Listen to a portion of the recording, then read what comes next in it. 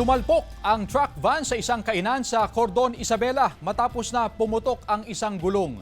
Yan at iba pang balita sa pagtutok ni CJ Turida.